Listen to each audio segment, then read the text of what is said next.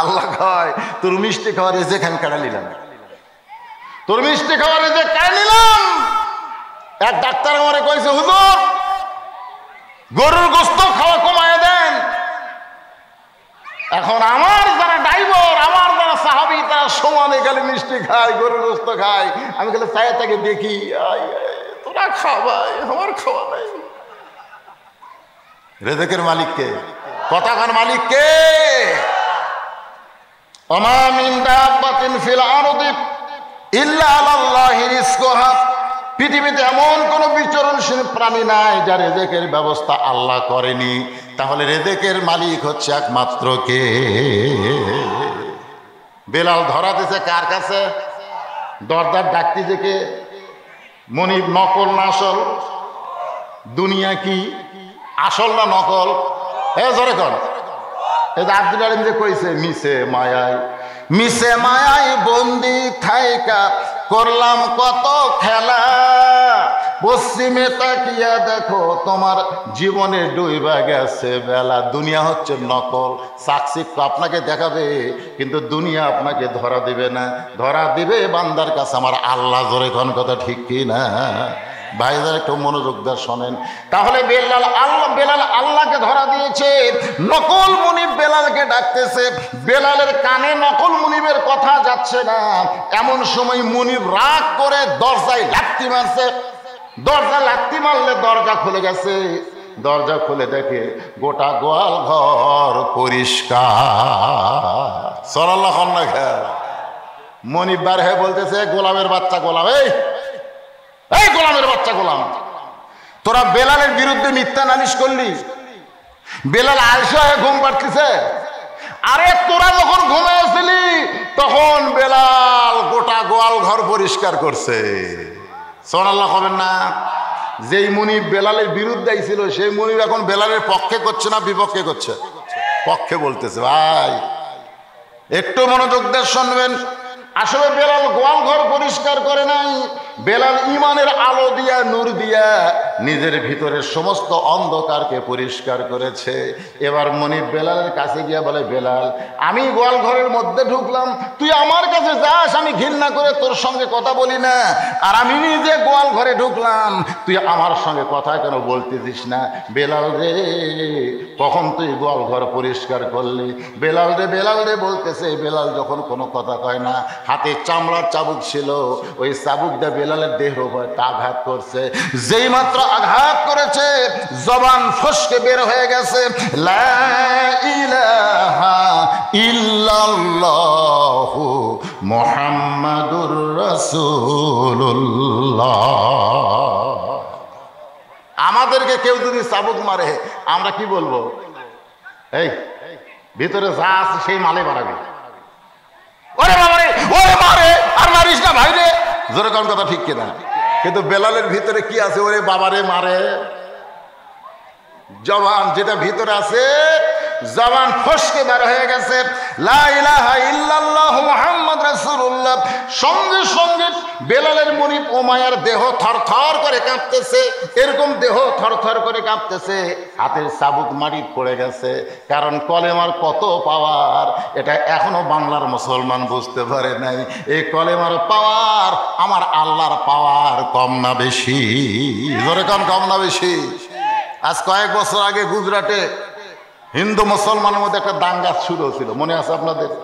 ভারতের গুজরাটে যে মোদী সরকারকে কসাই সরকার বলে কেন? দাঙ্গা যখন শুরু হলো, একটা হিন্দু যুবতী বিয়ে হয়েছে, প্রসব বেদনা উঠেছে, আজ 3-4 দিন খালি পেটের বেদনা, কলিজার মধ্যে আসে, বাচ্চা হয় না। তো বাপ মা সিজার করার জন্য অ্যাম্বুলেন্স করে হাসপাতালে নিয়ে যাচ্ছে। যখন হাসপাতালে যাচ্ছে ওই রাস্তাতে আবার মুসলমানের মিছিল হচ্ছে মোদির বিরুদ্ধে। মিছিলের মধ্যে একটা শব্দ হলো লিল্লাহে তাকবীর। যে লিল্লাহে তাকবীর আল্লাহু আকবার বলেছে, সঙ্গে সঙ্গে অ্যাম্বুলেন্সের মধ্যে ওই গর্ভবতী মহিলাটা একটা ঝাঁকি খাচ্ছে। এর আল্লাহু আকবার শুনে যে ঝাঁকি খাচ্ছে, সে আল্লাহ করে বাচ্চা বার হয়ে গেছে। বাপ মা কয় ক্যারি 3 দিন ধরে কান দিচ্ছে, বাচ্চা হয় না। আমরা ভগবান ভগবান করি, তাও কাম হয় না। আর একে আল্লাহু আকবার তাকবীর শোনা বাচ্চা হলো।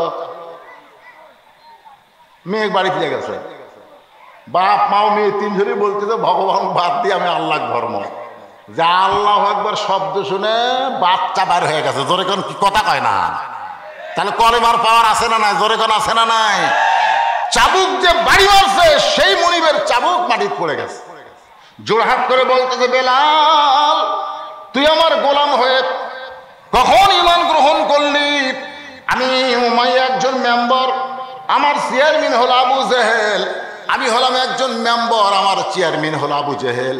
একদিন আবু জেহেল মেম্বারকে নিয়ে বলেছে, সভাসদ বর্গকে বলেছে, আমাদের গোলামের উপরে আমরা যে নির্যাতন করতেছি, যে নিষ্পেষণ করতেছি, এই গোলামেরা যদি আব্দুল্লাহর এতিম পোলার দরবারে যায়, ওদেরকে কিন্তু আমাদের গোলাম আর রাখা যাবে না।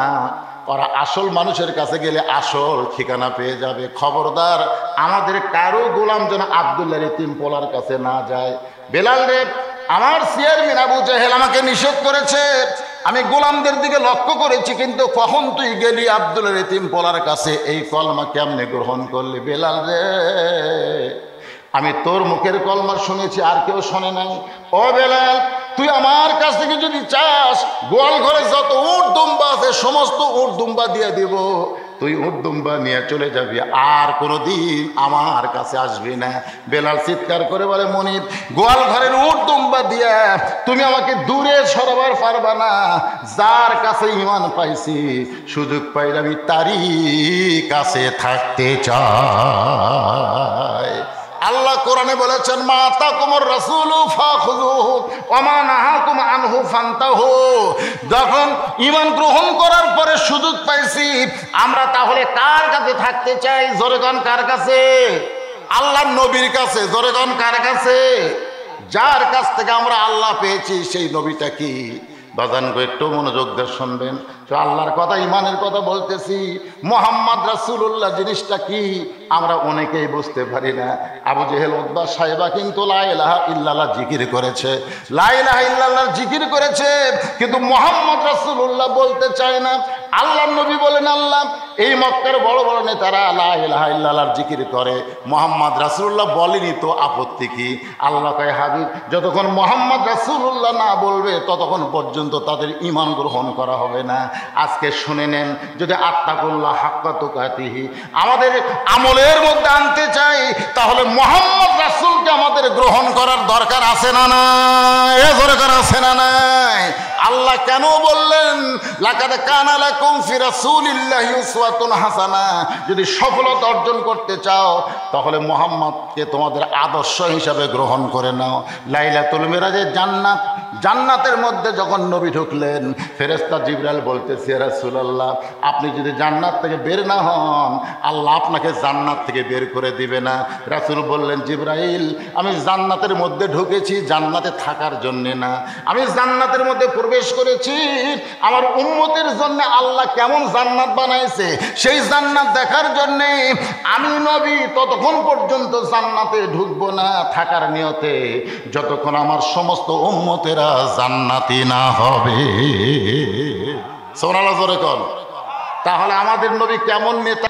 যাও আমাদের কথা বলছে, এ কথা কয় না কেন? আজকে যেই নেতার পিছনে আপনি ঘুরতেছেন, সেই নেতা সংসদে যায়, আপনার কথা মনে আছে? কথা কয় না? মনে আছে? তাহলে এমন নেতার চামচাগিরি না কইরা আমরা যদি ঈমানকে মজবুত করে রাখতে চাই, মাতা কুমুর রাসূলু ফাখুযুহু ওয়া মা নাহাকুম আনহু ফান্তাহু, সেই নবীকে তাসদিক বিল জেনান, কলিজার মধ্যে ঈমানকে যদি রাখতে চাই, তাহলে নবী ২৭টা যুদ্ধের সেনাপতি করছে। জোরে কোন কথা ঠিক কিনা? এমনি এমনি কথা?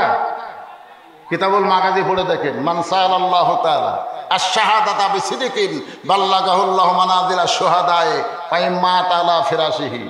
আমর ইবনুল জামহু নামে একজন ন্যাংরা সাহাবী। কি সাহাবী? ন্যাংরা, হাতও লুলা পাও লুলা।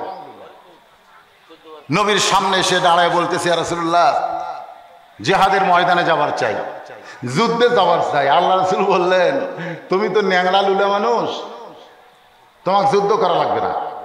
মানে তোমার একটা হাত খাটো, একটা পাও খাটো, তুমি ন্যাংরা লুলে, তোমাকে যুদ্ধ করা লাগবে না। যুদ্ধ করবার গেলে সুস্থ সবল মানুষ লাগবে।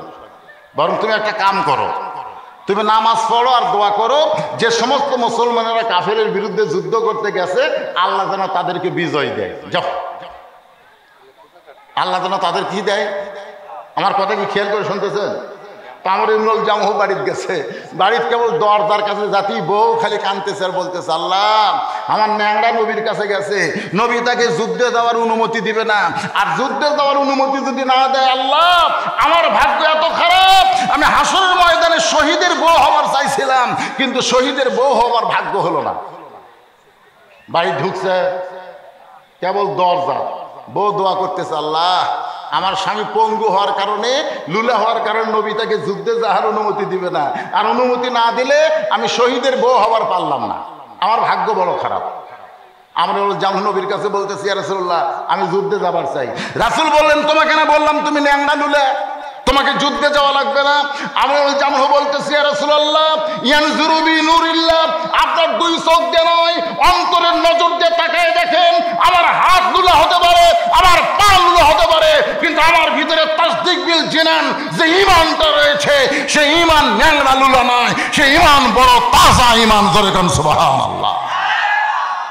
আল্লাহ রাসূল বলেন, ঠিক আছে তোমাকে যুদ্ধে যাওয়ার অনুমতি দেওয়া হলো। সুবহানাল্লাহ। কোন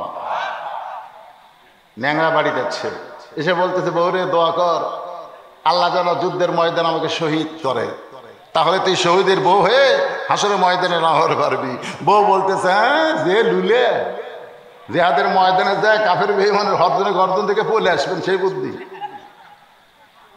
আমরুল জামহ বললেন, বিবি আমি উঠের উপরে চড়ার পরে তুই আমার দুইটা পা উঠের নিচে বাঁধে দিবি, আমার দুইটা এমন ভাবে বাঁধবি আমি যেন জিহাদের ময়দান থেকে ভয়ে পলাবার না পারি। আত্তাকুল্লাহ হাক্কা তুকাতিহি, আল্লাহর ভয় কলিজার মধ্যে নিয়ে আমরুল জামহ জিহাদের ময়দানে গেলেন। এক সময় যুদ্ধ করতে করতে ওই ব্যক্তি শহীদ হয়ে গেলেন, এমনকি তার উট পর্যন্ত জিহাদের ময়দানে শহীদ হয়ে গেল। আল্লাহ পাক আপনার দয়া আমাকে নিজের চোখে দেখাইছে, যেখানে আমরুল জামহুর কবর তার পাশে উটের কবরটাও পর্যন্ত দেওয়া হয়েছে। জোরে কান সুবহানাল্লাহ। তাসদিক বিল জানান, কলিজার মধ্যে ঈমান যখন ঢুকবে ওই ব্যক্তির কাছে জীবনের চাইতে ঈমানের দাম বেশি হয়ে যাবে। বর্তমান বাংলাদেশে আমরা ঈমানের চাইতে জীবনের দাম বেশি দেওয়ার কারণে আমরা বাতিলের সঙ্গে আপোষ করে চলতে চাই। বাতিলের সঙ্গে আপোষ করে যদি আপনি চলেন তাহলে মুসলমান হয়ে মরতে পারবেন না, মুনাফিক হয়ে মরা লাগবে। জোরে কোন কথা ঠিক কি না? আমরা কি মুনাফিক হয়ে মরবো না মুসলমান হয়ে? আল্লাহ রাসূল বলতেছেন, আমল বিল আরকান, ঈমানের তৃতীয় পর্যায়ে হলো আমল বিল আরকান।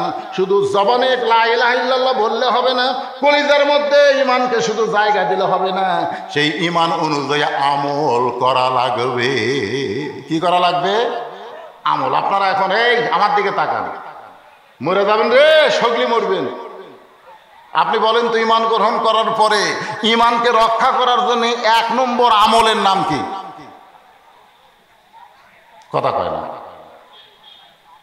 ঈমান গ্রহণ করার পরে সেই ঈমানকে ধরে রাখার জন্য 1 নম্বর আমলের নাম কি? আমি শুনবার পাই না, না আপনারা কথা কন না তো জোরে কন না কেন? 1 নম্বর আমলের নাম কি? আরো জোরে।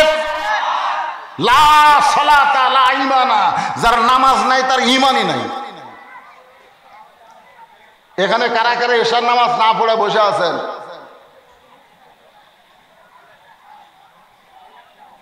না না, হাত তুলবার খুশি, হাত তুলবার কইনি।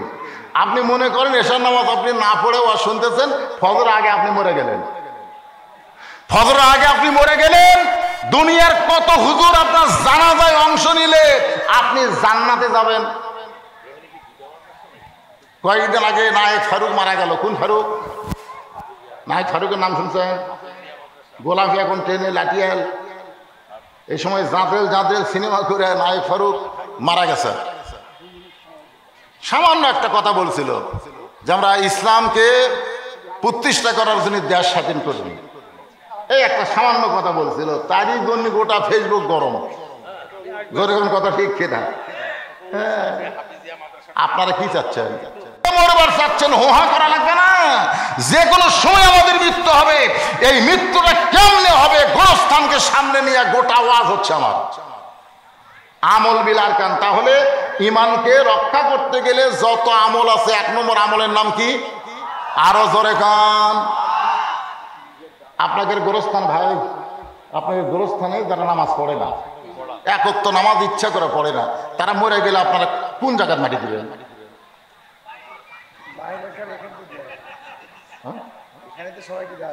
ওই নামাজি বেনামাজি সব একসাথে? না না, আপনারা জানতেছেন যে লোকটা ইচ্ছা করে এক ওয়াক্ত নামাজ পড়ে না, এমনকি জুম্মার দিনেও ওই নামাজের যাওয়ার টাইম পায় না। এই লোকটা কি? মান তারাকা সালাতুম মুতাম্মিদান ফাকাত কাফারা। ইচ্ছা করে একটা ওয়াক্ত নামাজ যে বাদ দিল, সে আল্লাহর সঙ্গে কুফরি করলো। বাইনাল আবদি ওয়াল কুফরি তরকুস সালাত। বান্দার কাফেরের মধ্যে পৃথক করা জিনিসটার নামই হলো নামাজ। তাহলে যারা নামাজ ইচ্ছা করে পড়লো না, এরা কি মুসলমান হয়ে মরলো না কাফের হয়ে মরলো? এ কথা কয় না, কি হয়ে মরলো? কাফের হয়ে মরলো। খুব মনোযোগ দিবেন। আমার সামনে যারা বসে আছেন, আমল বেলার কান আমলের কথা বলতেছি। আমাদের 1 নম্বর আমল হলো নামাজ। আর পর্দার অন্তর থেকে যারা ওয়াজ শুনতেছে, সেই মা বোনদের 1 নম্বর নেক আমল হচ্ছে পর্দা। আমার মায়েরা শোনেন, ঈমান গ্রহণ করার পরে আপনাদের 1 নম্বর আমল হচ্ছে পর্দা। মা, পর্দার ভিতরে আপনাদের থাকতে হবে, পর্দার বাহিরে আসলে চলবে না। মরে গেলে 5টা কাপড় আপনাদেরকে কেন দেওয়া হয়, আর পুরুষ মানুষকে 3 কাপড় কেন দেওয়া হয়? আজও পর্যন্ত কোনো বক্তা এটা জনগণের সামনে ব্যাখ্যা করলো না। আপনারা বলেন তো, আপনাদের এলাকার মেয়ে মানুষ মরে গেলে কয় কাপড়? কয় না? এবারে দেখেননি না, এমনি করছেন। এই মুরব্বী, আপনারা জানেন না মেয়ে মানুষ মরে গেলে কয় কাপড়? মরদ মানুষ মরলে কয়টা? আমার এলাকার এক ভাইয়ের বউ মেম্বরের ডাল আছে, বুঝলেন? মেম্বর যাকে পাচ্ছে তাকে হাত ধরতেছে। ভাই, ও ভাই, হাত ধরে বুকত দিয়ে যায়, যাকে আমাকে একটা ভোট দিবেন ভাই। তো ওর স্বামী আবার খুব ভক্ত, তাই বললাম, কে রে, তোর বউ যে মেম্বরের ডাল আছে, যার তার হাত ধরে বুকত দিয়ে যায়, বলতেছে আমাকে একটা ভোট দিবেন ভাই। তোর এই বউ মরে গেলে তুই কয় কাপড় দিব? তো হাত বলতেছে, হুজুর আপনি আলেম মানুষ, জানেন না মেয়ে মানুষ মরে গেলে 5 কাপড়? আমি বললাম, জানি দেখেই তো শুনবার চাচ্ছি। তোর বউ যাত্রার হাত ধরে বুকের মধ্যে নিয়ে ভোর চাই, এই বউ মরে গেলে তুই 5 কাপড় কেন দিবি? না, আমি জানি না, সবাই দেয়, আমিও দেবো। কি জানার দরকার আছে না? এ দরকার আছে না? পুরুষের জন্য 3 কাপড়, মেয়েদের জন্য 5 কাপড়। তার মানে কি মায়েরা পর্দায় বসে ওয়াজ শুনতেছেন? বদরশীদের ফাতেমার ওয়াজ শুনলে কলজা নাকি চিনচিন করে। হ্যাঁ, মেয়েরা আমাকে মাঝে মধ্যে মোবাইল করে, হুজুর যতই ওয়াজ করেন মা ফাতেমার ওয়াজ করবেন, ও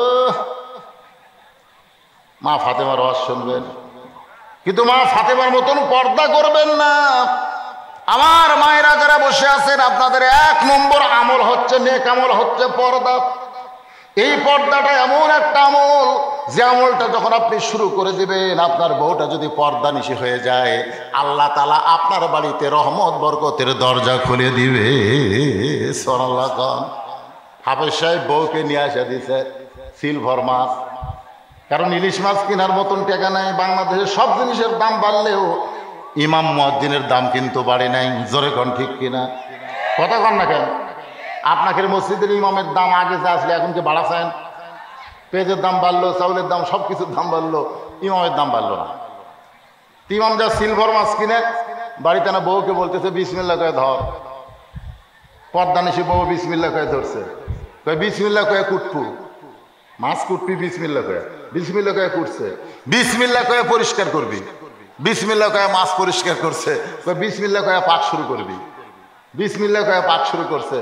আবার খাবার সময় বিসমিল্লাহ বলে খাওয়া শুরু করছে। আল্লাহুম্মা বারিক লানা ফিমা রাযাকতানা ওয়া কিনা আযাবান নার। স্বামী স্ত্রী যখন মাছ দিয়ে ভাত খায়, স্বামী কয়, কে রে, তোর হাতত দিলাম সিলভার, কিন্তু খাবার যা ইলিশ ইলিশ লাগতেছে, তার মানে? তখন বউ বলতেছে, স্বামী আপনি বলেন তো, পদ্মা নদী থেকে বগুড়া পর্যন্ত ইলিশ কিভাবে আসছে? আপনি বলেন। পদ্মা নদী থেকে যে বগুড়া পর্যন্ত আপনি ইলিশ নিয়ে বাড়িতে আসলেন, সেই ইলিশটা কিভাবে আছে আপনি কন? তো স্বামী বলতেছে, ইলিশটা আমি দেখলাম কার্টুনের মধ্যে, চারিদিকে বরফ, তার উপর পলিথিন, তার মানে ইলিশ পর্দার ভিতরে ছিল। সেই পর্দা থেকে বার হতে দেখে তার দাম বেশি। সিলভারের খবর কি? তা সিলভার তো পর্দা নাই, কিন্তু দিচ্ছেন কার হাতত? পর্দা নিশির হাতত। পর্দা নিশির হাতত যায় ওই পর্দাটা ইলিশ হয়ে গেছে। আর পর্দা নিশি ইলিশ নিয়ে পর্দা নারীর হাতত দিচ্ছে। ওই বিসমিল্লাহ টিসমিল্লাহ কিছুই কয় না, খালি বুকত থাবায় আমার স্বামীর টাকা আছে রে, সিলভার খাই না, ইলিশ খাই। খাবার বসে স্বামী স্ত্রী কয়, এখন আর ইলিশও স্বাদ নেই, এখন আর স্বাদ নেই না, তোর বইয়ের পর্দা নেই। পর্দা নিশি নারী যারা, দুনিয়ার বরকত তারা, আমার মা বোনেরা যারা আছেন পর্দার অন্তরালে শোনেন, গভীর রাত্রে ফাতেমা তু জোহরা স্বামীর বুকের মধ্যে মাথা ঢুকায়া, আমি আমল বিল আরকানের ওপর কথা বলতেছি, একটু খেয়াল করেন, বুকের মধ্যে মাথা ঢুকাইয়া কাঁদতেছে। হতানি বলে, ফাতেমা কান্দার কারণ কি? বলে, কান্দার কারণ হলো আল্লাহ তাআলা আমার দোয়া কবুল করেছে। সুবহানাল্লাহ। আপনারা বলেন তো, আল্লাহ দোয়া কবুল করলে মানুষ কাঁদবে না হাসবে? যখন কাঁদবে না হাসবে? আমি দোয়া করেছি, আল্লাহ তুমি আমাকে জান্নাত দাও। আল্লাহ কয় আমি কবুল করলাম। আল্লাহ যদি আমাদেরকে জান্নাতি কবুল করে, বলেন তো আমাকে কান্দার দরকার আছে? কিন্তু ফাতেমা কাঁদতেছে স্বামীর বুকের ভিতরে মাথা লুকাইয়া। আলী বলে, ফাতেমা কান্দার কারণ কি? ফাতেমা বলতেছে, আল্লাহ আমার দোয়া কবুল করেছে। আলী বলে, ফাতেমা দোয়া যখন কবুল হয়েছে তাহলে কান্দো কেন? ফাতেমা বলে, স্বামী গো, কি দোয়া কবুল করেছে আপনি কি শুনবেন না? আলী বলে, তাহলে বলো আল্লাহ তোমার কি দোয়া কবুল করলো? ফাতেমা বলতেছে, আল্লাহ আমার দোয়া কবুল করেছে, আমার মৃত্যুটা আল্লাহ পর্দার ভিতরে দান করে দিবে। সুবহানাল্লাহ বলেন। মৃত্যুটা পর্দার ভিতরে হবে। আর আমাদের বাংলাদেশের বেপর্দা হয়ে মরে আর পর্দা হয়ে কবরে যায়। জোরে কোন ঠিক কিনা? 5 কাপড় দিয়ে পেঁচায়া খাটলির উপর রাখছে। আবার একজন বলতেছে, এই মেয়ে মানুষের লাশ দেখা যায় নাই রে, এর উপর চাদর দে। তো খাটলির উপর চাদর দিয়ে ঢাকা ধরছে। ফেরেশতা ঘুরতেছে আর বলতেছে, আল্লাহ আল্লাহ এটা কোন দেশ? এটা কোন দেশ আল্লাহ, যে দেশে মেয়েরা শরীরের অর্ধেক বার করে ঘরে আর মরার পরে 5 কাপড় দিয়ে তার লাশটা পর্যন্ত চাদর দিয়ে ঢাকা রাখছে? এটা কোন দেশ? আল্লাহ বলতেছে, দেশের নাম বাংলাদেশ রে। এরা বাঁচতে মানে না রে, মরার পরে মানে রে, মরার পরে মানে রে। আমাদের বাংলাদেশে তাসলিমা নাসরিন যদি মরে, অত 5 কাপড় দিবি। কোন কথা ঠিক কিনা? তাসলিমা নাসরিন কি কইতে জানেন? এ কয়েকদিন আগে টেরাস দিছে, কয় চরমোনাইকে আমি ধন্যবাদ জানাই। কাক ধন্যবাদ জানাই? চরমোনাই। একটা নাস্তিক হয়ে চরমোনাইকে ধন্যবাদ জানাচ্ছে আর বলতেছে অতি সত্বর কওমি মাদ্রাসা বন্ধ করে দেওয়া হোক, কওমি মাদ্রাসা বন্ধ করে দেওয়া হোক। আর চরমোনাইকে ধন্যবাদ জানাই। তাসলিমা নাসরিন নির্বাচিত কলম নামে একটা বই লেখছে, সেখানে বলেছে, আল্লাহ কোরআনে বলতেছে, হুন্না লিবাসুল লাকুম আনতুম লিবাসুল লাহুন্না। নারী হলো পুরুষের পোশাক, পুরুষ হলো নারীর পোশাক, সমান দাম দিছে। আবার সেই কোরআনে আল্লাহ বলতেছে, আর রিজালু কাওয়ামুন আলান নিসা, পুরুষেরা নারীদের উপরে থাকবে। একে আল্লাহ 2 জায়গা 2 রকমের কথা কয়, সে আল্লাহ মানার আমার দরকার নাই। নাউজুবিল্লাহ, জোরে কবেন না? কি বুঝতেছেন? এক জায়গাতে আল্লাহ কি বলছে, হুন্না লিবাসুল লাকুম ওয়া আনতুম লিবাসুল লাহুন্না। স্বামী হলো বিবির পোশাক, বিবি হলো স্বামীর পোশাক। তাহলে 2 জনের অধিকার কি? কথা কয় না, সমান। আবার আর এক জায়গাতে আল্লাহ বলতেছে, আর রিজালু কাওয়ামুন আলান নিসা, পুরুষেরা নারীদের উপরে থাকবে। ওই জায়গাতে আবার কি করতেছে? একে আল্লাহ কয় কথা কয়? আপনারা বলেন তো, আল্লাহ কি 2 কথা 2 জায়গায় বলার পিছনে কারণ আছে না নাই? ধরে কোন কারণ আছে না? কারণ কি? যে তুমি একজন বউ, তুমি সব সময় সমান অধিকার চাইলে হবে না। তো তুমি যখন মা হবে তখন তোমার দাম বাপের চাইতে 3 গুণ বেশি হবে। কথা কয় না কেন? স্বামী হলো বাপ, বউ হলো মা, ঠিক কিনা বলেন? তো যখন ওই মা বাচ্চা প্রসব করবে তখন দাম বেশি কার, স্বামীর না বইয়ের? বইয়ের দাম বেশি, খালি একটা জায়গাতে একটু দাম কম। আমি ওয়াজ করতে বলেছি অনেক জায়গায় যে পদ্মা নদীর চরে জানে জানে অস্থায়ী ঘর বানাচ্ছে, চাটাই দিয়ে ঘর বানাচ্ছে। হঠাৎ উঠছে ঝড়, এত জোরে ঝড় উঠছে, খালি বালু আর বালু উঠতেছে। 1-1 ঘন্টা হয় ঝড় থামে না। তো স্বামী জ্বালা বলতেছে আমার পেশাব লাগছে রে, কি করি? ঘরের মধ্যে পেশাব করবো? না না না না, ঘরের মধ্যে পেশাব করলে দুর্গন্ধ হবে। তাহলে দরজা করি না, দরজা খোলা যাবে না, ওই বালু এসে সব ঘর মাখা যাবে। তাহলে করি কিরে? বউ বলতেছে একটা কাম করেন, আপনি আমার কান্দর চড়েন, কান্দর চড়ে চাটাইতেও ছোট্ট একটা স্যাপ করে ওই স্যাপ দিয়ে যন্ত্র বের করে পেশাব করেন। তো বইয়ের কান্দর চড়ে ওই ছোট্ট একটা ছিদ্র করে পেশাব করছে। 1-1 ঘন্টা হয় ঝড় থামে না। বউ বলতেছে আমাকেও তো পেশাব লাগলো। স্বামী বলতেছে স্যাপ তো করাই আছে, তুই খালি আমার কান্দর চড় আর পেশাব কর। এবার স্বামীর কান্দর চড়ে পেশাব করে, পেশাব বাহিরে না যায়, স্বামীর বুক ভিজে যায়। স্বামী চিল্লায় বলে এই বিবি কি করিস? কই মরার স্বামী জানো না সব জায়গায় সমান অধিকার চলে না। জোরে কোন কথা ঠিক কিনা? আর মায়েদের জন্য বলতেছে মা শোনেন, হযরত আলী বললেন ফাতেমা কি আল্লাহ পর্দার মধ্যে তোমার মৃত্যু দিবে, দোয়া কবুল করেছে। আল্লাহ ঠিকই করেছে, কারণ সারা জীবন যে ব্যক্তি পর্দা ছিল সে পর্দার মধ্যে মৃত্যুবরণ করবে। এখানে কান্নার কারণ কি? ফাতেমা বলে স্বামী গো, আমার কান্দার কারণ হলো আজকে রাত্রিবেলায় আমার মৃত্যু হবে। যেই বলেছে আজকে রাত্রিবেলায় আমার মৃত্যু হবে, গাছের গোড়া কাটলে গাছটা যেমন ঠাস করে পড়ে যায় তেমনি পড়ে গেলেন হযরত আলী ঘরের মাঝায়। আমার মা বোনদের জন্য বলতেছে মা শোনেন, ফাতেমা মুস্কি মুস্কি হাসে, যে গভীর রাত্রে মৃত্যুবরণ করবে সেই মেয়েটা হাসতেছে। স্বামীর মাথা উরাতের ওপরে নিয়ে কপালে চুমো দেয়, বলে স্বামী গো, মৃত্যুর কথা শুনে এমন করে আপনি কান্দেন কেন? কারণ দুনিয়াতে আসার জন্য এসেছি না থাকার জন্য? যাওয়ার জন্য একটু খেয়াল করবেন, এই দুনিয়াতে এসেছি থাকার জন্য না, এই দুনিয়াতে আসলে যাইতে হবে। জোরে কোন কথা ঠিক কি না? বাজান গো, যতই চেষ্টা করেন এই দুনিয়াতে আমরা কেউ থাকতে পারবো না। মা ফাতেমা স্বামীর কপালে চুম্বন দিয়ে মুসকে মুসকে হেসে যে বলতেন স্বামী গো, দুনিয়াতে এসেছি যাওয়ার জন্য থাকার জন্য না। আমি আজকে রাত্রেবেলা চলে যাব, আপনিও একদিন চলে যাবেন, কেউ দুনিয়াতে থাকবো না। ওগো স্বামী, আপনি দুর্বল কেন হলেন? কারণ আপনি হচ্ছেন আসাদুল্লাহিল গালিব, আপনি হচ্ছেন জ্ঞানের সম্রাট। আপনি দুর্বল হয়ে কেন পড়ে গেলেন? বরং আমি মরে যাওয়ার পর আমার 3টা চাওয়া আপনাকে কবুল করতে হবে। আলী কান্দের বলে ফাতেমা, দুনিয়ার জীবনে গরিব ছিলাম বলে তুমি কিছুই চাইলে না, তুমি কিছুই চাইলে না। আসলে মা ফাতেমা কিছুই চাইনি স্বামীর কাছে। আল্লাহর নবী বলেছেন ফাতেমা, দুনিয়ার বহু ধনী ধনী যুবকেরা তোমাকে বিয়ে করবার চাইছিল, কিন্তু আমি ধনীর সঙ্গে তোমাকে বিয়ে দিবার পারি নাই। ফাতেমা বলতেছে বাবা, ধনীর সঙ্গে বিয়ে দিলে আমার জীবনে কষ্ট হইতো না। রাসূল কান্দার বলে ফাতেমা রে, আমি তোর বাবা হয়েছি, কিন্তু আমার ইচ্ছাই তোকে আলীর সঙ্গে বিয়ে দেইনি, কারণ আমি জানি আলী হচ্ছে আমার চাচাতো ভাই। চাচাতো ভাইয়ের সঙ্গে আমার মেয়ের বিয়ে কেমনে দিব? কারণ স্বয়ং আল্লাহ ঘটকালি করেছে। ও ফাতেমা, আলীর মধ্যে আল্লাহ এমন কিছু দেখেছে যেটা দেখার পরে তোমার জন্য পছন্দ করেছে। আমার আলী বড় গরিব রে, ওর কাছে কিছু চাইয়া তুই ওরে কোনোদিন কষ্ট দিবি না। এই জন্য ফাতেমা যা কিছু প্রয়োজন নবীর কাছে গিয়া চাইছে, স্বামীর কাছে কিছুই চাই নাই। আলী বলে ফাতেমা, দুনিয়ার জীবনে কিছুই চাইলা না, মরার পরে তুমি কি চাইবা ফাতেমা? ফাতেমা বলতে স্বামী গো, আমার 3টা চাওয়ার মধ্যে 1 নম্বর চাওয়া হলো রাতের অন্ধকারে পর্দায় আমার মৃত্যু হবে। এই পর্দার ভিতরেই আমাকে দাফন করা লাগবে।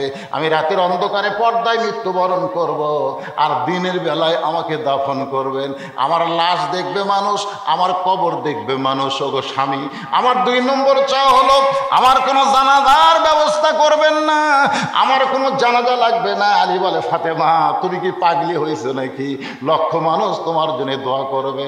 ফাতেমা বলে স্বামী আমি পাগলি না, প্রত্যেকটা মেয়েদের জন্য বলতেছি, লক্ষ মানুষ যদি বলে মেয়েটা ভালো, আল্লাহ কিন্তু লক্ষ মানুষের মুখের দিকে তাকায় থাকবে না। আল্লাহ খালি দেখবে তার স্বামী কি কয়, তার স্বামী কি কয়। দুনিয়ার সব মানুষ যদি বলে ফাতেমা খারাপ, আর আপনি যদি বলেন আমার ফাতেমা ভালো, এক স্বামীর ভালোবাসা বলার কারণে ফাতেমার জন্য 8টা জান্নাতের দরজা আল্লাহ খুলে দিল। আমার মায়েদের জন্য বলতেছি, মা, দুনিয়ার মানুষ আপনাকে ভালো বললে আপনার 1 তিল পরিমাণ লাভ হবে না। আপনার স্বামী আপনাকে ভালো বলে কিনা এইটা আপনাকে খেয়াল করা লাগবে। কারণ আল্লাহ রাসূল বলেছেন, প্রত্যেকটা নারীকে আমি বলতাম, আল্লাহ ছাড়া কাউকে যদি সেজদা দেওয়ার হুকুম থাকতো তাহলে স্বামীর কদমে সেজদা করো, কিন্তু আল্লাহ ছাড়া কাউকে সেজদা দেওয়ার হুকুম নাই। এই কথার দ্বারা রাসূল বুঝাইলেন মেয়ে মানুষের কাছে আল্লাহর পরে সবচাইতে দামি ওই মহান ব্যক্তি হলো তার স্বামী। ফাতেমা বলে, স্বামী গো, আমার লাশটা আপনি কাঁধে করে জান্নাতুল বাকির পূর্ব কোণায় দাফন করবেন, আমার লাশটা খাটনিতে তুলবেন না, কারণ 4 জন ব্যক্তি খাটনি কাঁধে নেবে। আমি ফাতেমা হিসাব করে দেখলাম আমার 4 জন ব্যক্তি দুনিয়াতে কেউ নাই যারা আমার খাটনি কাঁধে নেবার পরে।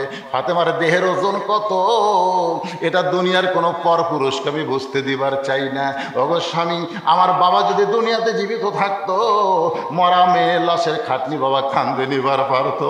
আমার হাসান হোসেন যদি বড় হইতো মায়ের লাশের খাটনি কাঁধে নিবার পারতো। গো স্বামী, আমি ফাতেমার দেহের ওজন শুধু আপনি বুঝে আপনি আমাকে কাঁধে করে নিয়ে ওই জান্নাতুল বাকির পূর্ব কোণায় সবুজ রঙের একটা বাতি জ্বলবে, ওই বাতি বরাবর আমাকে দাফন করে দিবেন। হযরত আলী গভীর রাতে ফাতেমাকে দাফন করার পরে আল্লাহর কাছে বলতেছে, আল্লাহ, জানাজা নাই, দোয়া নাই, আমি স্বামী দোয়া করতেছি, আল্লাহ এই ফাতেমাকে তুমি কবুল করে নাও। এই দোয়া করার পরে তাকায় দেখে সামনে কয়েকটা পুরাতন কবর দেখা যায়। এইমাত্র ফাতেমার কবর দিছে, কিন্তু সেই নতুন কবর আর নাই। গোটা জান্নাতুল বাকি হযরত আলী দৌড়ায় আর বলে, ফাতেমার কবর এখনই দিলাম কবর, সেই কবর কোথায় গেল? ফাতেমার কবর, ফাতেমার কবর। কে যেন ডাক দেয়, বলে, আলী রে, ফাতেমা পর্দা নিশি, আমি আল্লাহ জোহরা ডিগ্রি দিয়া ফাতেমার কবরটাকেও কিয়ামত পর্যন্ত পর্দা করে দিয়েছি। আমার মায়েরা যারা পর্দার অন্তর আছেন, পুরুষের জন্য আমল বিল আরকান, ঈমান অনুযায়ী আমল করতে গেলে 1 নম্বর হলো নামাজ, আর নারীদের জন্য ঈমান অনুযায়ী আমল করতে গেলে 1 নম্বর আমল হচ্ছে পর্দা, 1 নম্বর আমল হচ্ছে পর্দা। এরপরে আল্লাহ বললেন, আত্তাকুল্লাহ, ভয় করতে হবে আল্লাহকে, আল্লাহ ছাড়া অন্য কাউকে ভয় করা যাবে যাবে। উকিল বলতেছে,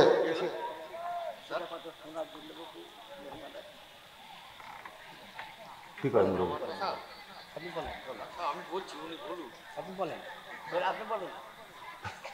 না, যদি আপনি কিছু বলেন বলেন ভাই, অসুবিধা, এরা কেউ লড়বি না, আপনি বলেন না। আমার তো 2-3 মিনিট কথা, আমরা কি আর আপনাদের মতো অত বলতে পারবো?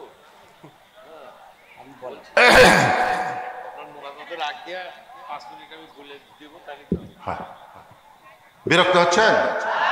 আত্তাকুল্লাহ, আমি যে আয়াত এখানে তেলাওয়াত করছি আমার কান এখানে আগে বলে দিতে, গোরস্থানকে সামনে নিয়ে ওয়াজ করা লাগবে, কিন্তু আল্লাহ আয়াতের শেষে কিন্তু বলেছে, লা তামুতুন্না, মৃত্যুবরণ করো না, ইল্লা ওয়া আনতুম মুসলিমুন, মুসলমান না হয়ে মরে কবরস্থানে গেলে আমাদের ভাগ্য খারাপ না ভালো? জোরে কান, ভালো না খারাপ? এই জন্যই ভাইজান ওটা বসা করেন কে? ছেলে তোর কি হলো রে?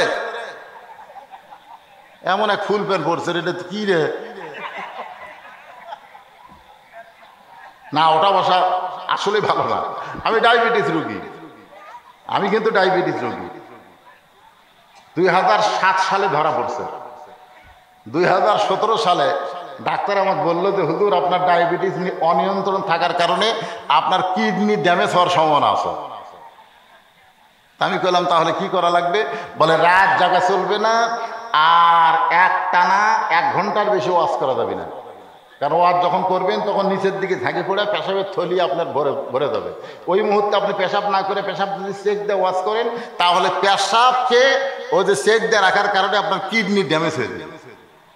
তা আপনি এখন কি করবেন চিন্তা করেন। আমি চিন্তা করলাম 1 ঘন্টা করে ওয়াজ কেউ শুনবি? দেখেন ঘড়ির দিকে তাকায় দেখেন প্রায় 2 ঘন্টা হয়ে যাবে এখন, তারপরে মনে হচ্ছে কিছু হয়নি। তাই মনে হচ্ছে কিনা? প্রথম ওয়াজের দিন আমার পেশাব লাগলো, ডাক্তার কথা মতো 1 ঘন্টায় পেশাব লাগলো আমার। পেশাবে এখানে কিটকিট করতেছে, আমি আস্তে করে কোরআনে হাত দিলাম, এই কোরআন আমার সাক্ষী। কোরআনে হাত দিয়ে বললাম অনুনাজ্জিলু মিনাল কোরআনি মা হুয়া শিফাউ ওয়া রাহমাতুল লিল মুমিনিন। আল্লাহ তুমি বলেছো এই কোরআন মুমিনদের যাবতীয় রোগের ঔষধ হিসেবে নাজিল করেছি। আমি সেই কোরআনের কথা বলতেছি। 1 ঘন্টা পরে পেশাব লাগলো, আমি পেশাব করবার যাব না, এই যাব না কইয়া কোরআনে হাত দিয়ে আছে। বিশ্বাস করেন 10-15 মিনিট আমার একটু কষ্ট হলো, তারপরে আমার পেশাবের থলি এমন ঠান্ডা হওয়া হলো, এরপরে ঘন্টার পর ঘন্টা ওয়াজ করে আমাকে আর পেশাব লাগে না। তাহলে কোরআনের ক্ষমতা আছে না নাই? তাহলে সেই কোরআন ওয়াজ শুনবার আছে, ঘন ঘন তারা পেশাব করবার যান, এরকে বউ চলাবেন কি দিয়ে রে? একটু মনোযোগ দেন। আত্মা করল, ভয় করতে হবে কার? একটু জবান খুলে বলেন কার? আল্লাহর ভয় করতে হবে। এরপর আল্লাহ বলতেছেন হাক্কা তুকাতি, শুধু ভয় করলে হবে না, ভয় করার মতন ভয় করা লাগবে। ও বাংলার মুসলমানেরা, আমরা আল্লাহকে ভয় করি, কিন্তু ভয় করার মতন ভয় কারে কয়? এই ভয় করার মতন ভয় যদি আমরা করতে চাই, তাহলে মানুষের তৈরি সমাজ দিয়া আল্লাহর ভয় অন্তর আসবে না। আমি এর আগে হয়তো বলেছি, আজকেও বলতেছি, একটু মনোযোগ দেন। আমি এই বাংলাদেশ থেকে চলে গেছিলাম সৌদি আরব। আমি মদিনায় গেলাম, মক্কায় গেলাম। আমার মেয়ে ছিল আমার সঙ্গে, আমার 2 মেয়ে বায়না ধরলো, বাব্বু আমরা একটু মদিনা থেকে পিওর সোনা কিনবার চাই, 22 ক্যারেটের সোনা। ভাইজান সবই হয়ে গেছে, সোনার দাম দর চলে না, ওখানে সোনা কেনা হয়ে গেছে। এখন কাগজ লিখতেছে সোনার দাম মূল্য নিয়ে, আমরা পকেট থেকে রিয়াল বার করছি। এমন সময় মদিনার মসজিদে আযান দিল। আল্লাহু আকবার, আল্লাহু আকবার যে আযান দিছে, সঙ্গে সঙ্গে দোকানদার ওই যে মেমো লিখতেছে ডয়ারের মধ্যে ঢুকায় দিল। আমাদের টাকা আমাদের পকেটের মধ্যে ঢুকাতে বলল, আর বলল সাল্লু সাল্লু সাল্লু মামনু কুল্লু হারাম। মসজিদে আযান দিল, আর ব্যবসা বাণিজ্য চলবে না, একটা মাত্র কাজ, সেইটাই হলো নামাজ। জোরে কার সুবহানাল্লাহ। আমি একটা গাড়িতে চড়ে তায়েফে যাচ্ছিলাম, কোনো ট্রাফিক নাই, পুলিশ নাই। হঠাৎ লাল বাতি জ্বলা উঠলো, শত শত গাড়ি একেবারে থেমে গেল, ব্রেক করলো, কেউ নাই, কোনো পুলিশ নাই, ট্রাফিক নাই।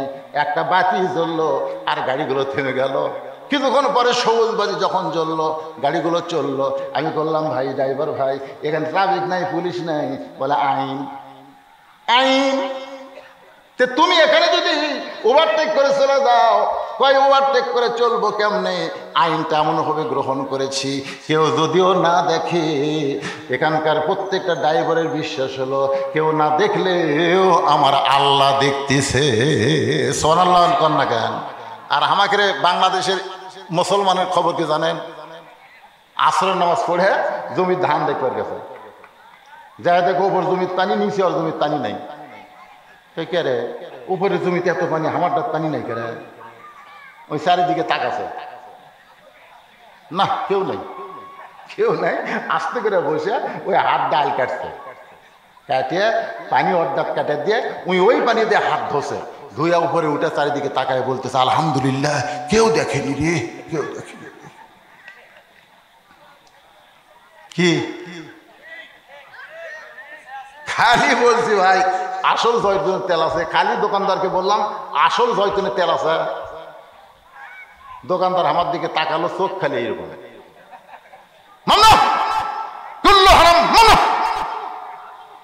এই দূরে কথা আর বেশি হয়। দোকানদারের যে হেল্পার ছিল এখন মারলো ধাক্কা, ওই ধাক্কা আমি বাইরে আসলাম, কি দোষ রে?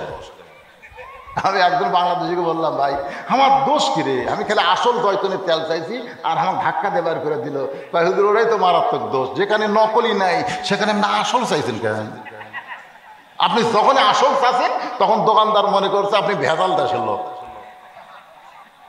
ভেজাল দেশের লোক মনে করে আপনি আল্লাহর গজব হুজুর, এই জন্য ধাক্কা দিয়ে বাইর করে দিয়েছে। চিন্তা করছেন মুসলমান হয়ে মরা আমাদের জন্য সহজ হবে?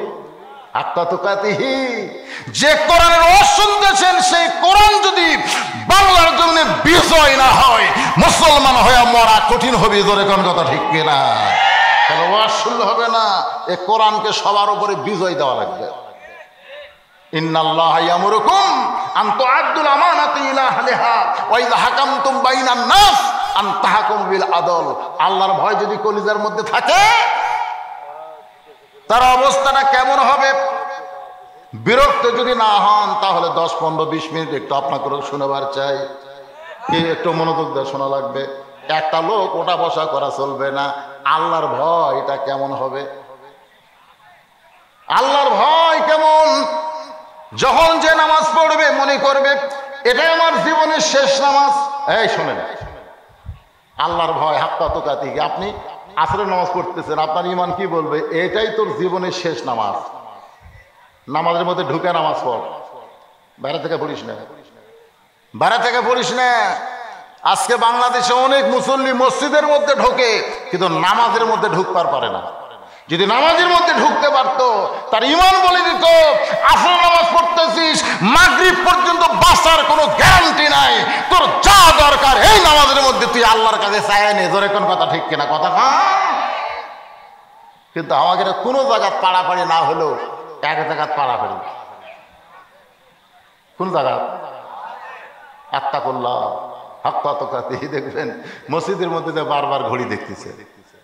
যে ঘরের মধ্যে ঢোকার সময় দোয়া পড়লেন, কি দোয়া পড়ছেন? আল্লাহুম্মা আফতাহলি পড়েন না কেন? আল্লাহুম্মা আফতাহলি আবওয়াবা রাহমাতিক। এই দরজা দিয়ে আমি যেটা ঢুকলাম এই জায়গাটা কি গজব না রহমত? তো রহমতের জায়গা ঢুকে আপনি 5 বার ঘড়ি দেখলেন কেন? 5 মিনিট পরে আসরের জামাত হবি, ওই 5 বার দেখছে।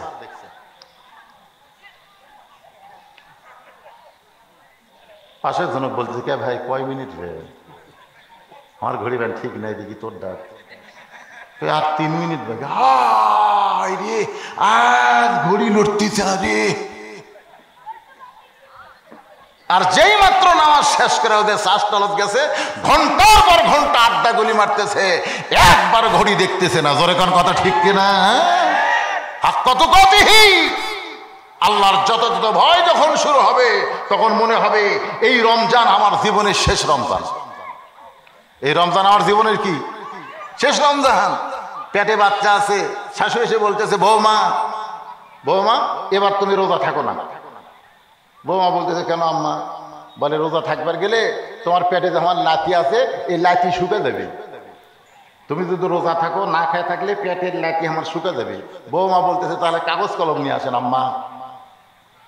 শাশুড়ি বলে কি কাগজ কলম? নিয়ে আসেন। তো শাশুড়ি কাগজ কলম নিয়ে আসছে। এখন বৌমা বলতেছে আপনি লেখেন আগামী রমজান পর্যন্ত আমার বাঁচার গ্যারান্টি আছে, আপনি লিখে দেন। আপনি লিখে দেন যে আগামী রমজান পর্যন্ত আমি বাঁচবো, এই গ্যারান্টি আছে, তাহলে না হয় এবার রোজা থাকবো না। শাশুড়ি বলতেছে না না না না এই কথা তো লেখা যাবে না। তাহলে এই কথা যদি লেখা না যায়, আমি পেটের বাচ্চার জন্য আমি আল্লাহর হুকুম রোজা নষ্ট করতে পারবো না। আমি আল্লাহর মহব্বতে আল্লাহর ভয়ে হাক্কা তুকাতিহি আমি রোজা রাখবো, পেটেরটা যা হয় হোক। ফেরেশতাকে আল্লাহ এই বান্দি তোমার জীবনে দেখলো না, পেটের বাচ্চা শুকে যাবি তারপরে তোমার রোজা রাখতেছে। আল্লাহ ফেরেশতা তোরা সাক্ষী থাক, ওই মালটা যখন বাড়াবি এই হোটেলের দরজা জীবনেও পর্দা দিবি না রে। ওই 16 ঘন্টা 17 ঘন্টা হলেও রোজা থাকবি, কারণ মায়ের পেটের মধ্যে রোজা টেলিং গিয়ে এই দুনিয়ার বের হচ্ছে। সুবহানাল্লাহ কন্যা গান এই যে ঘুরতেছে ঘুরতেছে, এই ট্রেনিংটা কোন জায়গার পাশে? মায়ের পেটতে পাশে। মাও পেট দিয়ে গোটা পাড়া ঘুরিছে, ওই পেটের মধ্যে ঘরণী ব্যারাম পাশে।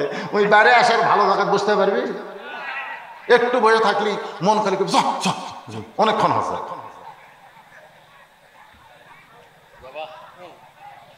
এই জন্যই একটা নেপোলিয়ন বলেছে, একটা খ্রিস্টান, তোমরা যদি ভালো একটা সন্তান চাও, ভালো একটা মার দরকার। পেটের বাচ্চার বয়স 6 মাস হয়ে গেছে, 7 মাস হয়ে গেছে, পেট ফুলে বুক পর্যন্ত এসে গেছে, এরপরে মার উপর থেকে সেজদা যায়। ফেরেশতা বলে আল্লাহ তোমার বান্দি সেজদা দিবার যায়, পেটের বাচ্চা পেটের মধ্যে দমড় খেয়ে বাচ্চার কষ্ট হয়। আল্লাহ বলে সাক্ষী থাক, যেই মা পেটে বাচ্চা নিয়ে নামাজ পড়তেছে এই মা শুধু নিজে নামাজ পড়তেছে না, পেটের বাচ্চাকেও নামাজি বানায় ছাড়তেছে। জোরে কোন সুবহানাল্লাহ। হাক্কা তুকাতিহি। যথাযথ ভয় যদি কোনো বান্দা বান্দির অন্তরে চলে আসে, তার দ্বারা একটু মনোযোগ দিয়ে শুনবে, এটা অর্জন করতে গেলে মানুষের তৈরি সমাজ দেওয়া হবে না, মানুষের তৈরি আইন দেওয়া হবে না। আজকে আমাদের সমাজের আইনটা কেমন বলবো? জ্যৈষ্ঠী মাস কি মাস? আম পাকছে কিনা বাগানত গেছে, আম পাকছে কিনা বাগানত গেছে দেখবে। আর যে দেখে ছোট্ট একটা বাচ্চা গাছের ডালে বসে পাকাম পাড়তিছে আর ব্যাগের মধ্যে তুলতিছে। বাগানের মালিক কয় আমি খাইনি, আমার বৌসল খাই নাই। তুই আমার গাছে ছেলে আম পাড়তেছিস, তোর বাপকে গিয়ে বিচার দিব, তোর বাপকে গিয়ে বিচার দিব। ছেলে গাছের ডালে বসে খালি মুসকি মুসকি হাসে। বাগানের মালিক বলে হাসিস কেন? বলে হাসার কারণ হলো আমার বাপকে কোথায় খুঁজে বিচার দিবার যাবেন, আমার বাবাও তো আপনার আর একটা গাছত চড়ছে। তাকায় দেখর বাপ আম পাড়তেছে আর বস্তা ভরাচ্ছে, গাছের নিচে বসে কাঁদতেছে আর বলতেছে আল্লাহ বিচার দিব কার কাছে? বেটাও চোর বাপও চোর। আজকে আমাদের যে অবস্থা, তাই আমরা বিচার কার কাছে দিব ভাই? আল্লাহর কোরআনের যে আইনটা আছে, এই আইনটা যদি আজকে আমাদের বাংলাদেশ চালু হইতো, আত্তাকুল্লাহ হাক্কা তুকাতিহি, আমি যত বড়ই হুজুর হই না কেন, আমার পায়ের জুতা যদি 2000 টাকা দামি হয়, আর আপনাকে চৌবাড়িয়া যদি কেন্দ্রীয় মসজিদে জোহরে নামাজ পড়বার যায়, আমার মন কিন্তু আমাকে বলবে জুতা সামলা। জোরে কোন কি সামলা? তোর নামাজ সামলা, এই কথা কিন্তু মন বলবে না, জুতা সামলা। আমি 2000 টাকার জুতা হাতের মধ্যে নিয়ে মসজিদের মধ্যে ঢুকতেছি, এখন মুয়াজ্জিন এসে আমাকে সালাম দে, বলে হুজুর আপনি কার ভয়ে মসজিদে ঢুকতেছেন? আমি বললাম আত্তাকুল্লাহ হাক্কা তুকাতিহি। মুয়াজ্জিন মুস্কি মুস্কি হাসে। আমি বললাম মুয়াজ্জিন হাসো কেন? আল্লাহর ভয়ে মসজিদে ঢুকতেছি, তুমি হাসো কেন? মুয়াজ্জিন বলে হুজুর আল্লাহর ভয়েই যদি মসজিদের মধ্যে ঢোকেন তাহলে হাতত আপনার জুতা কেন? আমি তখন বললাম ভাই চোরের ভয়। মুয়াজ্জিন কয় হবে না, আল্লাহর ভয় চোরের ভয় একই কলিজার মধ্যে যদি রয়, তার কোনোদিন নামাজ কবুল হবে না। কথা কয় না কবুল হবে? আজকে আমাদের বাংলাদেশে প্রত্যেকটা দরজার তালা মারতেছে জাপানি। জোরে কন কি পানি? জাপানি মারে আবার টানতেছে। ফেরেশতাকে